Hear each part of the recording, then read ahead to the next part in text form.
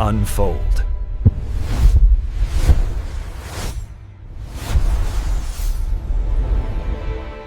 Welcome to the Deep Dive, the place where we take complex source material articles, research papers, your notes, and extract the essential, surprising knowledge you need to be truly well-informed. Today, we are undertaking a really critical deep dive into a biological kingdom that has, for the most part, been ignored in public health discussions. It's often just relegated to the background. Right, it's always been about viruses and bacteria. Yeah. We're talking about the fungal kingdom. Exactly, and it's a huge blind spot. I mean, the scale is just staggering. Scientists estimate this kingdom contains somewhere between, 1.5 million and 5 million different species? It's vast.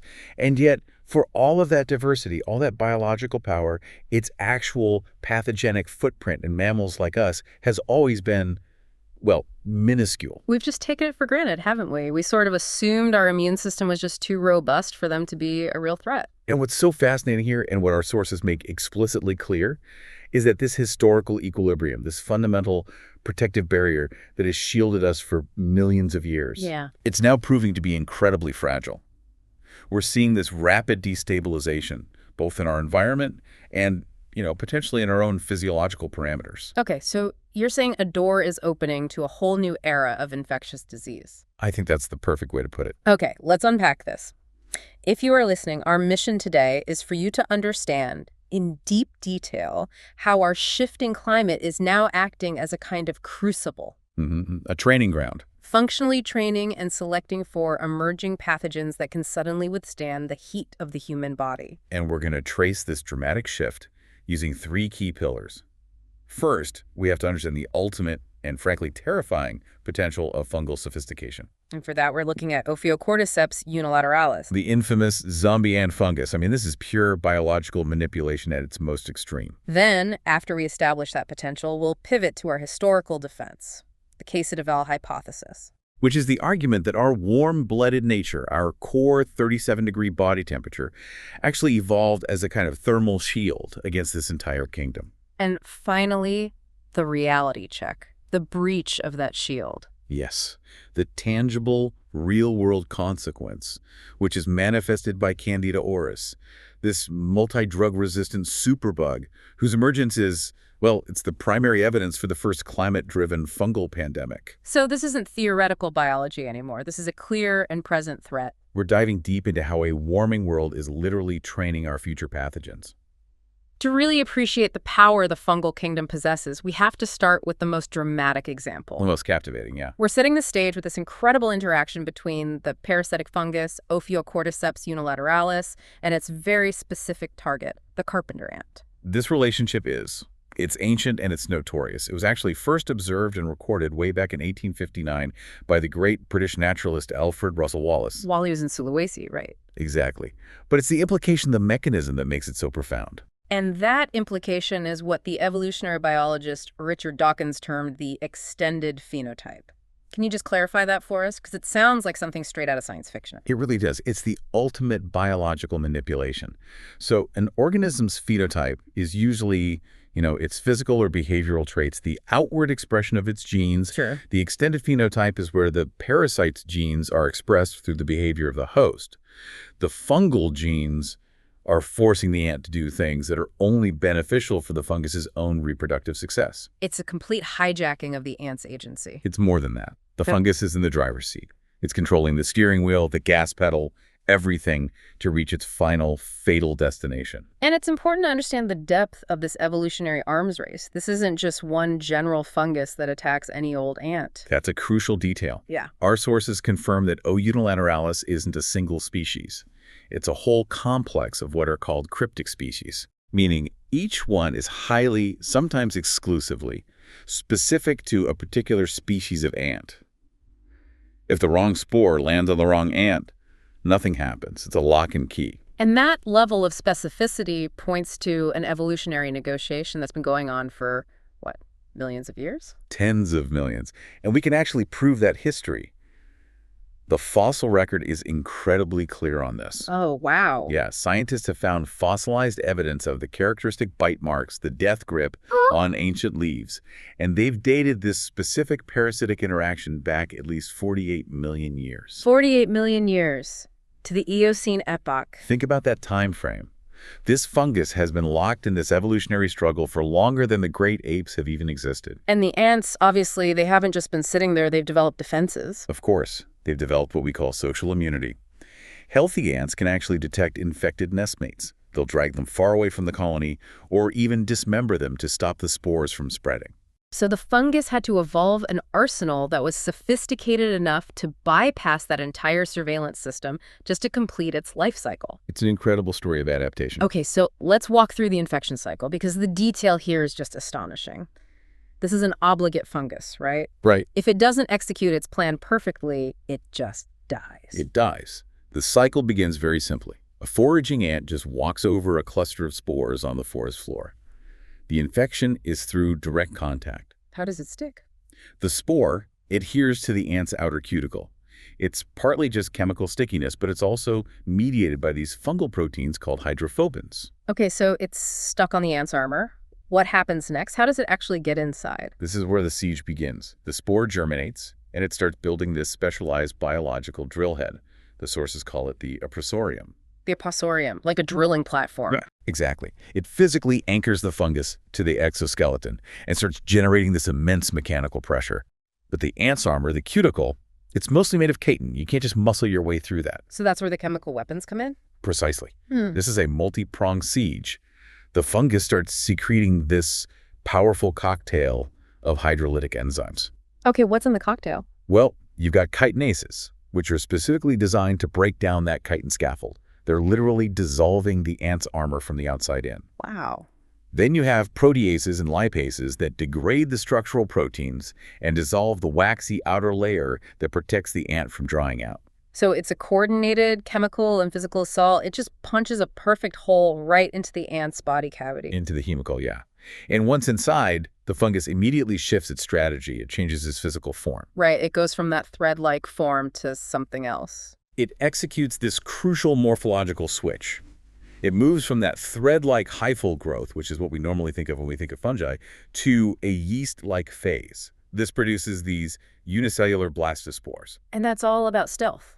Genius stealth proliferation. Why is switching to that yeast form so important for evading the ant's defenses? Because these blastospores are just single cells. They float freely in the ant's circulatory fluid, the heme lymph.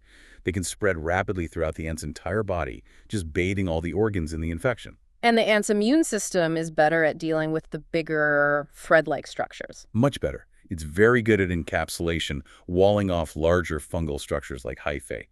But by staying small and unicellular, the blastospores effectively evade that rapid immune detection and response.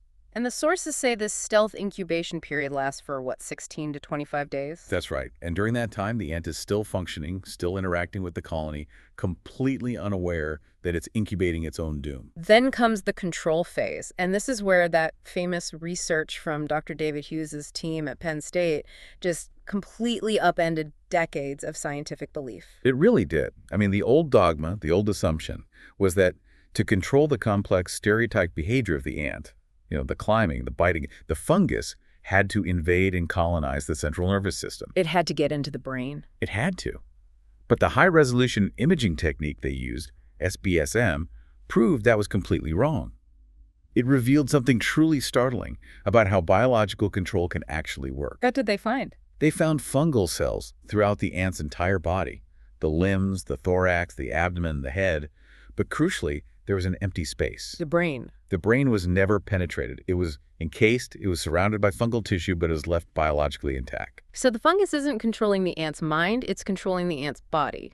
Directly through the musculature. This is the puppeteer mechanism. The fungus invades the individual muscle fibers of the limbs, and it forms this massive, hyperconnected, three-dimensional network. How does it connect them all? Through these specialized connections called anastomosis tubes, it basically creates a biological straitjacket. Instead of manipulating the brain to send signals to the limbs, the fungus is physically pulling the strings attached directly to the muscles. It bypasses the neural command center entirely? It does, and that strategic avoidance of the brain is critical. If it attacked the CNS, the ant would probably die too quickly, right inside the nest, where the environmental conditions are all wrong for the fungus. Right. So by avoiding the brain, it keeps the ant alive and neurologically functional just long enough to perform its final, most critical task. Which is migrating to the perfect spot for spore dispersal. But the ant still needs to be forced to climb and walk erratically. So the fungus has to modulate the brain just from a distance. That requires a chemical intelligence, and it has one. While that physical network is handling the motor control, the behavioral modulation is purely chemical. Mannobolomic studies have identified this astonishing chemical arsenal that it deploys. What kind of chemicals are we talking about? What's forcing the ant into that signature drunken walking behavior? One of the key compounds is guanidinobutyric acid, or GBA. This is directly linked to the ant losing its fine motor control, walking erratically, losing coordination.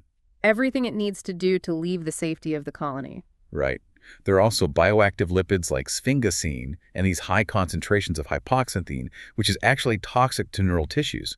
The fungus is literally flooding the host system with chemical signals designed to override its normal behavior. And it does all this without ever having to touch the central processor. It never has to. And to prevent those healthy ants from engaging in that social immunity, the infected ant has to be isolated. So another chemical mandate. Exactly. The fungus secretes enterotoxins that impair the ant's ability to communicate using pheromones. Ants live and die by chemical communication. So if the infected ant can't smell properly or send the right signals, it's functionally isolated, which prevents the healthy workers from identifying and removing the threat. The intelligence is it's staggering.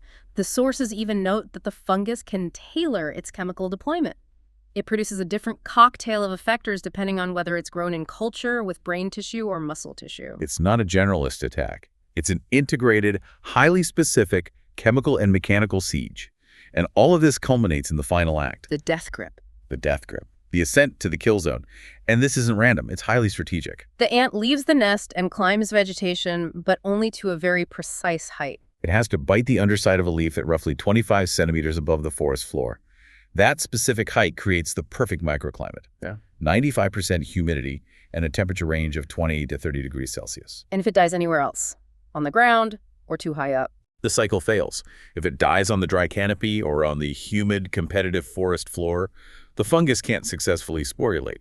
It's prioritizing its own environmental requirements over the host's survival. Once it reaches that perfect spot, the mandibular hypercontraction is triggered. The ant locks its jaw onto the leaf vein forever. What's causing that irreversible lock? It's essentially rigor mortis, but while the ant is still alive.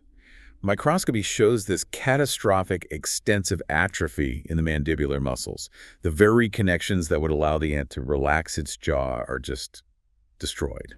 And the fungus is doing that chemically. It's altering the calcium ion flux within the muscle cells and depleting essential nutrients like leucine. This prevents any sort of muscular recovery. The mandibles lock and the ant dies, anchored firmly to the leaf. And then the final reproductive phase can begin. The hyphae grow out to fully anchor the corpse. Then the stroma, the fruiting body, erupts from the back of the ant's neck. It grows upward like a spike, forms a capsule of spores, and then releases them to rain down on the foraging trails below. Restarting the whole cycle, creating these localized graveyards of infected ants. It's the ultimate display of biological control. It really is. But here's the central question this whole segment raises. If fungi are this advanced and they've been perfecting this molecular siege for 48 million years, why are systemic human fungal infections so rare? Why did we evolve such incredible resistance? Exactly. And that spectacular failure of fungi against mammals is exactly what drives the entire hypothesis of the thermal barrier, which brings us right to our next segment. So we've established the fungal kingdom's power to manipulate invertebrates. Insects, plants, amphibians, they're all highly susceptible. But for humans and other mammals, historically, fungi have been mostly a non-issue. Right. So what is the defining biological characteristic that created this great divide? Well, the answer seems to lie in the Casadevall Hypothesis, which was put forward by Dr. Arturo Casadevall. He proposes a simple but really radical idea, that mammalian endothermy, our ability to generate and maintain a constant high internal body temperature, evolved in large part as a primary non-immune defense against the entire fungal kingdom. So our basal temperature of 37 degrees Celsius. That isn't just a happy accident of our metabolism. It's a strategically optimized defense mechanism, a thermal fortress. That's the idea, a thermal fortress. Fungi are environmental organisms. They thrive between, say, 12 and 30 degrees Celsius, the temperature of soil, water, plants. So our 37 degrees creates a thermal exclusion zone that is just lethal to most of them. Lethal is the right word. At that temperature, essential fungal machinery just begins to break down. Key metabolic enzymes denature, cellular structures fail, growth pathways stall. How effective is this filter? Casadevall's analysis showed this really consistent, measurable relationship. For every single degree Celsius rise in temperature above 30 degrees, there's a measurable 6% reduction in the number of fungal species that are capable of surviving. 6% per degree, that's a harsh filter. That means the difference between 30 and 37 degrees is enough to filter out, over 95% of all potential fungal pathogens? It's an evolutionary wall. Uh-huh. And the very few species that can survive that heat, like the common Candida albicans, they had to invest vast resources into developing heat shock proteins and other complex mechanisms just to tolerate 37 degrees C. And that metabolic investment means those fungi are less fit in the environment. And usually kept in check by our actual immune system. This all seems logical, but it does raise a question. Endothermy is incredibly expensive. We spend a huge percentage of our daily calorie intake just to maintain that heat. It's a huge cost. So if 37 degrees is such a great defense, why didn't every animal evolve it? Why didn't reptiles or amphibians, who are apparently decimated by that ancient fungal bloom, pay that cost? That's an excellent point, and it gets right to the core of the evolutionary cost-benefit analysis. The high metabolic cost of maintaining 37 degrees requires constant foraging, constant eating. For many animals, that cost would outweigh the benefit.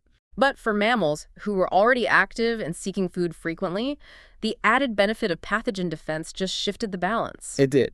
So the question for evolution was finding the Goldilocks zone, a temperature high enough to scare away the fungi, but low enough not to bankrupt the animal metabolically. And they actually modeled this. He did. Casadevall and his team performed these complex models of this trade-off, metabolic cost versus protection. And their calculations consistently pointed to an optimal defensive temperature of 36.7 degrees Celsius. Which is almost precisely the mammalian average. That can't be a coincidence. It strongly suggests that our body temperature isn't random. It's a highly optimized evolutionary strategy specifically tailored to repel fungal invasion while minimizing that metabolic waste. It's an expensive insurance policy, but one that has paid dividends for millions of years. And the most profound dividend came 66 million years ago, during the 𝐏𝐃 extinction event. The sources suggest this thermal barrier played a decisive role in the rise of mammals. After the asteroid impact. The fallout was brutal. You had global darkness, which caused a massive plant die-off. This led to a huge buildup of dead organic material. Which is perfect food for fungi. It fueled a global fungal bloom that lasted for centuries. The world became a humid, cool, fungal compost heap. And in that environment, the ectotherms, the reptiles, the dinosaurs, they had no defense. Their body temperature just plummeted, matching the cool ambient environment. They lost their thermal barrier completely, leaving them totally exposed to overwhelming systemic fungal infections. Which accelerated their decline. But mammals, thanks to their ability to generate heat internally, maintained that 37-degree fortress. That thermal resistance was a powerful, non-obvious survival advantage. And their ability to resist the dominant pathogens of that post-apocalyptic era allowed small mammals to survive, fill the ecological vacuum, and eventually dominate the Cenozoic era. This is a compelling narrative, but here's the terrifying pivot. If the entire defense relies on a significant temperature gradient between our body, 37 degrees, and the external environment, what happens when we heat the planet? We actively dismantle that defense. The single greatest threat outlined in the sources is that this warming environment is subjecting the entire fungal kingdom to immense selection pressure. We are creating an involuntary training ground. So the environment acts as a thermal bottleneck. Precisely. Imagine a summer heat wave, maybe exacerbated by global warming, where environmental temperatures consistently exceed 40 degrees Celsius for days or weeks. Okay. The vast majority of fungi, which thrive below 30 degrees, they just die off. Only those rare lineages with existing latent genetic mutations that confer thermotolerance survive. And those survivors are, by definition, pre-adapted to the human body. They've already jumped the hardest hurdle, that 37-degree resistance, before they even encounter a human. They've been trained for human infection by the environment we're creating. If they can survive 40 degrees outside, 37 degrees inside is no longer an insurmountable fortress. They can immediately bypass the main defensive strategy we've relied on for 66 million years. And we have empirical evidence that this training process is happening right now, specifically in our cities. The sources point to the phenomenon of urban heat islands as active incubators. Right. These are areas of concrete and asphalt that can be, 5 to 8 degrees Celsius warmer than the surrounding countryside? Exactly. Researchers recognize these as perfect real-time laboratories for thermal adaptation. And what did they find when they isolated fungi from these warmer urban areas? In studies done in places like Baltimore, researchers found that fungal isolates from the hotter urban neighborhoods exhibited measurably and statistically greater tolerance for heat than those isolated from the cooler, leafy suburbs. So the environment was physically selecting for pathogenicity traits. It was. They also noted a physical adaptation, lighter pigmentation. To reflect heat. Yes. The successful urban isolates displayed lighter pigmentation, which is a known physical adaptation to help reflect heat radiation. The fungus is literally changing its appearance and its internal resilience to survive the warming climate of our cities. This isn't future casting. It's happening now. Our entire metabolic expense for being warm-blooded is suddenly being undermined by an external force that we created. So we've moved from theoretical protection to active erosion. And that erosion has led directly to the real-world breach, Candida auris. We now move from the potential of Ophiocordyceps and the historical defense of Casadevall to the immediate, terrifying threat. Candida auris. And this pathogen is unique because it didn't exist in the medical literature before the mid-1990s. It's a completely novel human pathogen. And now it's designated a critical priority by the WHO and an urgent threat by the CDC. This is the definitive real-time proof that the Casadevall hypothesis is collapsing under the weight of climate change. It is. C. auris is a global killer. Invasive infections, when the fungus gets into the bloodstream, carry a mortality rate ranging from a shocking 30% to 60%. Even in modern hospital settings. Even there. And what makes its epidemiology so confounding is the mystery of its emergence. Most novel pathogens spread linearly, right? Patient 0 transmits to others, and we trace the path. But C. auris didn't do that. It did not. And that is the most critical piece of evidence linking it to the climate crisis. It appeared almost simultaneously on genetically distinct forms across 3 continents. Asia, Africa, and South America, all between 2012 and 2015. That's right. Okay, but if it appeared at the same time in multiple places, how do we know they weren't all spread by air travel or something? That's where whole genome sequencing was essential. The sequencing showed 4 distinct genetic clades. Clade the first in India and Pakistan, clade the second in Japan, clade the third in South Africa, and clade the fourth in Venezuela. And we've since found a 5th in Iran. And they were genetically different enough. Different enough to prove they did not share a recent common ancestor that was spread by travel. They emerged independently. This rules out a single patient 0 scenario completely. That independent parallel emergence, that's the smoking gun. It's the smoking gun. It strongly supports the idea that a global, non-human environmental pressurizing temperatures simultaneously force disparate populations of an environmental fungus to adapt to heat. So the hypothesis is that C. auris was previously just some benign environmental organism, maybe in high salinity wetlands, and it couldn't survive 37 degrees. And when the ambient temperature barrier collapsed due to global warming, these environmental populations, separated by vast oceans, all hit that thermotolerance threshold at roughly the same time. I want to spend a moment on the bird hypothesis here. It's a fascinating idea that helps explain how the fungus might have bridged that final gap. It suggests an intermediate host was involved. Birds have a naturally high body temperature, often exceeding 40 to 42 degrees Celsius. And they frequent the same wetlands where C. auris is thought to have originated. Right. So birds could have acted as a kind of biological pre-adapter, exposing the fungus to temperatures far above the environment but much closer to human internal heat. Once it survived the avian 42 degrees. Surviving the human 37 degrees was far simpler. Much simpler. And once C. auris breached that barrier and entered healthcare settings, its clinical pathology proved to be a perfect storm. Let's dissect why it's such a formidable foe, starting with where it lives on the body. Well, unlike its cousin, Candida albicans, which lives in the gut, C. auris has a unique tropism for the skin. It loves to colonize skin folds, like the armpits, the groin, the nostrils. Which makes it incredibly easy to transfer. And it allows it to turn patients into silent, long-term spreaders, even if they aren't actively fighting a systemic infection. So patients become silent carriers. Exactly. They shed fungal cells onto everything they touch, bed linens, monitors, IV poles for months or even years without any symptoms. This makes it a dominant nosocomial or hospital-acquired threat. And it's incredibly resilient in the environment. It persists on surfaces like metal, plastic, and glass for weeks, resisting desiccation much better than other yeasts. And that persistence is linked to its ability to form adhesive biofilms. These are like self-built fortresses, right? They are powerful defensive structures. Biofilms are these robust, slime-like matrices that protect the underlying cells. And this physical fortress is the reason why standard hospital sanitation often fails. This brings us to a major crisis point: resistance to chlorhexidine, or CHG. The hospital gold standard, the antiseptic used to bathe patients and decontaminate surfaces. And the biofilms render it largely ineffective. That's the crisis. The cornerstone of infection control just doesn't work. Studies using realistic skin models showed that C. auris doesn't just sit on the surface.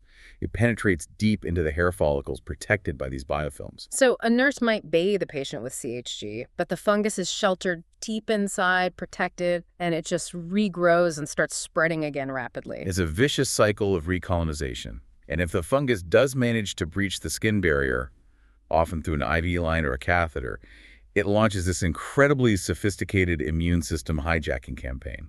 How does it fight our primary fungal defense, the neutrophils? It uses multiple targeted evasion mechanisms. RNA sequencing revealed that C. auris upregulates the expression of a compound called interleukin-1 receptor antagonist, or IL-1I, in our own immune cells. Okay, can you simplify what that means? It sounds like it's deliberately sabotaging our defense mechanism. That's precisely what it's doing. IL-1I array suppresses the activity of neutrophils, the white blood cells specifically designed to kill fungal invaders. It's not just fighting them, it's telling our primary defense force to stand down. It's actively making our immune cells worse at fighting the infection. Yes, and at the same time, it's masking itself so the rest of the immune system can't even recognize the threat quickly enough. An invisibility cloak. A highly specialized one. The C. auris cell wall is coated in this unique, dense layer of mannan polysaccharides. This layer effectively hides the fungal cell from the standard pattern recognition receptors our immune system uses to identify invaders. So it delays the whole systemic response. It gives the fungus critical time to disseminate through the bloodstream and organs before the body even recognizes the magnitude of the threat. This convergence is alarming, but the final nail in the coffin, what earns its superbug status, is its profound resistance to our already limited antifungal drugs. Our antifungal arsenal is tragically limited. We really only rely on 3 major classes: azoles, polyenes, and echinocandins. And C. auris threatens to render all 3 of them obsolete. It does. Let's just look at the resistance rates, because they are terrifying. Okay. Azoles, like fluconazole, are often the first-line defense. Approximately 90% of C. auris isolates are resistant to them. 90%. Then you have polyenes, like amphotericin B. Resistance is already at 30% to 50%. And worse, amphotericin B is highly toxic to human kidneys. So it's dangerous to use anyway, which means we fall back on the echinocandins as the last line of reliable defense. They're the last resort, and resistance is rapidly emerging even there. But the ultimate threat is the identification of pan-resistant strains. Resistant to all 3 classes. All 3. These strains have been identified in outbreaks in places like New York and Texas. And what happens when a pan-resistant strain is identified in a patient? There are no viable treatment options. It essentially becomes a medical death sentence, especially for immunocompromised patients. Clinicians can only offer supportive care while the fungus ravages the body. And this silent pandemic is amplified by a massive failure in our healthcare system: diagnostic errors. This is a critical factor fueling the exponential spread. Standard, automated lab identification systems used in hospitals, like the VTech2 system, they weren't designed to recognize C. auris. So they misidentify it. They frequently misidentify it as other, far less dangerous Candida species. And this is catastrophic because it leads to 2 immediate compounding failures. Okay, what are they? First, the patient is treated with ineffective azoles, which only selects for more resistant fungus. Second, and even more dangerously, the hospital staff failed to implement the necessary rigorous isolation and sterilization protocols. Because they don't recognize the true urgency of the threat. And that allows this pan-resistant superbug to spread unchecked through the facility, which is how we saw the clinical case count in the U.S. just explode. The story of 𝐏𝐻𝐃 auris is really the story of climate change directly translated into infectious disease risk. It proves irrevocably that the mammalian thermal shield, it's no longer impenetrable. We've traced the fungal kingdom's power, identified our historical defense, and confirmed the breach. So what does this convergence, the sophisticated puppetry of Ophiocordyceps and the climate-driven reality of 𝐶. auris, tell us about the future threats to global health? It demands an immediate fundamental change in how public health views fungal organisms. And first, we have to address the current cultural context. So many people associate fungal outbreaks with science fiction. Right, specifically the idea popularized by The Last of Us, a zombie apocalypse driven by a mutant Ophiocordyceps. We have to set the record straight on the science versus the fiction. The sources are very clear. A human zombification scenario via Ophiocordyceps is highly improbable, at least for now. Right. The evolutionary distance between ants and humans is just too vast. It relies on these highly specific lock-and-key mechanisms tailored for the ant's unique biology. You can't just jump across kingdoms and reprogram a human brain. The lock is too complex. However, the core scientific principle that climate change can force fungi to rapidly adapt to 37 degrees is proven. It's validated by 𝐶. auris. Absolutely. The mechanism is real. The consequence is real. The true, terrifying threat isn't zombification. It's the silent, untreatable, systemic infection caused by a heat-adapted fungus that has bypassed our central evolutionary defense. And the threat is expanding beyond just 𝐶. auris. The erosion of the thermal barrier is impacting existing environmental fungi.